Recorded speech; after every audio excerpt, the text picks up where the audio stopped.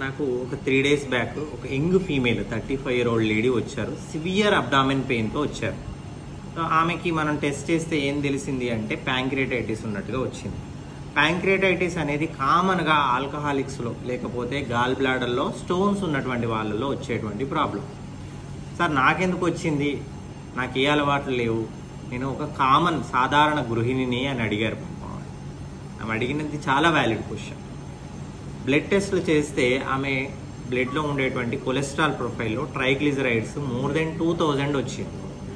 ఈ విధంగా triglycerides more than 2000 ఉన్నట్లయితే that is a risk factor for pancreatitis.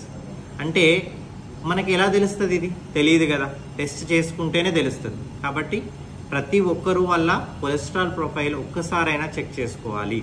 ఈ విధంగా ట్రైగ్లిజరైడ్స్ ఎక్కువగా ఉండడమో లేకపోతే కొలెస్ట్రాల్ ఎక్కువగా ఉండడం మీరు తినే ఆహారాన్నే బట్టే కాకుండా ఇది జన్యుపరంగా కూడా వస్తుంది. నార్మల్గా కొలెస్ట్రాల్ టార్గెట్ ఏంటంటే లెస్ దెన్ 200 అనేది టోటల్ కొలెస్ట్రాల్ టార్గెట్. దాంట్లో లెస్ దెన్ 100 అనేది ఎల్డిఎల్ కొలెస్ట్రాల్ అంటే విచ్ ఈస్ బ్యాడ్ కొలెస్ట్రాల్.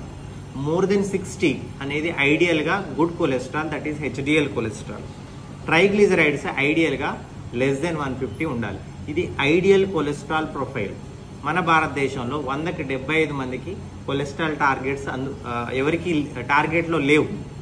మనం టెస్ట్ చేసుకొని మనం జాగ్రత్త పడితే, మనం తినే ఆహారంలో జాగ్రత్త పడితే తప్ప మనం దాన్ని రీచ్ కాలేం. అదేవిధంగా జన్యుపరమైన కారణాలు ఉన్నట్లయితే అవి ముందే జాగ్రత్త పడి ట్రైగ్లిజరైడ్స్ తగ్గడానికో లేకపోతే టోటల్ కొలెస్ట్రాల్ తగ్గడానికో కొలెస్ట్రాల్ను తగ్గించే టాబ్లెట్స్ వాడితే ఇలాంటి ప్యాంక్రియాటైటిస్ లాంటి సైడ్ ఎఫెక్ట్స్ రాకుండా, ఇబ్బందులు రాకుండా మనం కాపాడుకోవచ్చు.